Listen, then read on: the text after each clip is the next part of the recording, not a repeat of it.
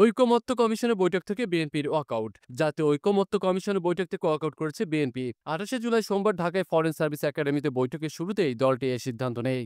এর আগে ২৩শে জুলাই দিয়াবাড়িতে বিমান দুর্ঘটনায় হতাহতদের ঘটনার প্রতিবাদে প্রতীকী ওয়াকআউট করে সিপিবি, জাসদ ও বাসদ। শাপলা হত্যাকাণ্ডে প্রয়োজনীয় ক্ষতিপূরণ চান হেফাজত নেতারা। রাষ্ট্রীয় অতিথি ভবন যমুনায় প্রধান উপদেষ্টা মোহাম্মদ ইউনূসের সঙ্গে বৈঠক করেছে হেফাজত ইসলাম। শাপলা হত্যাকাণ্ডের ক্ষতিপূরণ, মিথ্যা মামলা প্রত্যাহার ও জাতিসংঘের মাধ্যমে তদন্ত সহ বিভিন্ন ইস্যুতে আলোচনা হয়। বৈঠকে হেফাজতের শীর্ষ নেতারা এবং সরকারের কয়েকজন উপদেষ্টা উপস্থিত ছিলেন। নির্বাচনে প্রধান উপদেষ্টার আনুষ্ঠানিক ঘোষণার দাবি বিএনপির।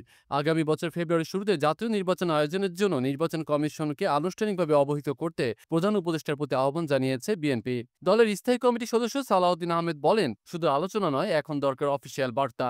তিনি জানান, নির্বাচনী অনিশ্চয়তা দূর করতে প্রধান উপদেষ্টা লিখিত ঘোষণা সময়ের দাবি।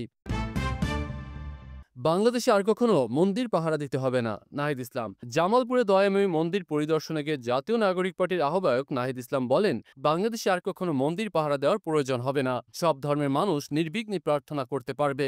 বৈষম্যহীন ও সমানাধিকারের বাংলাদেশ গড়ার প্রত্যয় ব্যক্ত করেন তিনি। আগামীকাল শহরে এনসিপি পদযাত্রা ও পথসভা অনুষ্ঠিত হবে। চিকিৎসার জন্য ফের লন্ডন যাচ্ছেন বেগম খালেদা জিয়া। চিকিৎসার জন্য আবারও লন্ডনে যাচ্ছেন BNP chairperson Begum Khaleda Zia. Medical বোর্ডের পরামর্শে তার ফলো আপ চিকিৎসা জরুরি মনে করায় এ সিদ্ধান্ত নেওয়া হয়েছে। এর আগেও জানুয়ারিতে তিনি প্রায় ৪ মাস লন্ডনে ছিলেন। শেখ হাসিনা সরকারের পতনের পর মুক্ত হয়ে তিনি পুনরায় উন্নত চিকিৎসা গ্রহণের সুযোগ পান।